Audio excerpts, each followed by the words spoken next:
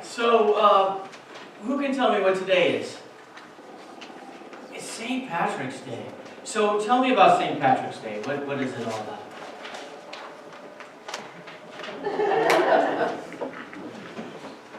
I don't know. Clover. Okay, what is it about the clover? It's green, right? That's one thing, yeah. And apparently you can find a lot of clover in Ireland. I've never been there, even though my heritage brings me from there. But I've never been there, so I don't know that for sure. What else? I see you're wearing green. I'm wearing green. So you're supposed to wear green on St. Patrick's Day. What happens if you don't wear green on St. Patrick's Day? Have you been pinched this morning? No, well, that's good. I'm not going to do it. Your sister just did, didn't she? Yeah. You can always count on that. But do you know anything about St. Patrick? You know, I actually think that most of the time when we think about St. Patrick's Day, we don't really think about St. Patrick. We really think about Ireland. And the Irish are like their pride of being Irish, right? It's almost like we are on the 4th of July. Right, when we celebrate America, because we're from America, right? So it's kind of like that for St. Patrick's Day. But St. Patrick was actually pretty interesting, and I think you should know something about him. So, today we're talking about like clashes between people, right? Between good and between evil. Well, St. Patrick wasn't from Ireland. He was from another place across the English Channel.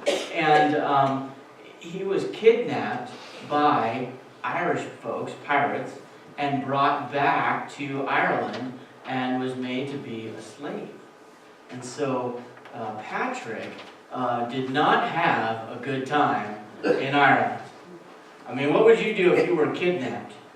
That would not be cool, would it? But eventually he escaped. He ended up working for the king, and then he escaped from there, and he made it back home.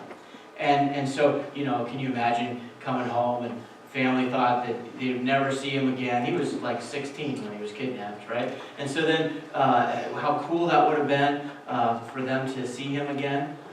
And what do you suppose he did afterwards? Because he went back to Ireland later. What do you suppose he did when he went back to Ireland? If you were filming this movie, what would St. Patrick do when he got to Ireland? He probably, when he was at home, he'd probably learn karate, right? He would learn how to, handle a bow and a sword, and then he'd get some of his buddies, and he'd go back to Ireland, and he'd teach them a lesson, wouldn't he? Revenge, right? That's what we probably, would make for a good movie. Right? And big battle scene, right? That's not what happened. St. Patrick was so grateful that he escaped that he decided that he was going to become a priest. And so he went to seminary and he learned all the things that he needed to do to become a priest. And while he was there, he kept hearing Irish voices in his head. And he understood that God was telling him that he needed to go back to Ireland. Not to kick butt, but to share Jesus. And so he went back and he shared Jesus with all those folks that treated him so badly. That made him be a slave. That made him work and treated him so badly. He shared Jesus with them. And he ended up being the one who brought Christianity to Ireland. And, Ireland's a very faithful country. And so that's all on St. Patrick. That's why they celebrate him. It's not because of green beer and clover and all the things associated with St. Patrick's Day. It's because he brought Christ to them. And Jesus tells us in the Bible that we're supposed to love our enemies. St. Patrick did that. That's pretty cool. That's a good reason to celebrate today. It's a good reason to wear green or get pinched if you don't. I don't really believe in that, but I also wasn't getting pinched today. All right? Let's pray before you go. God, we give you thanks that you would speak to us.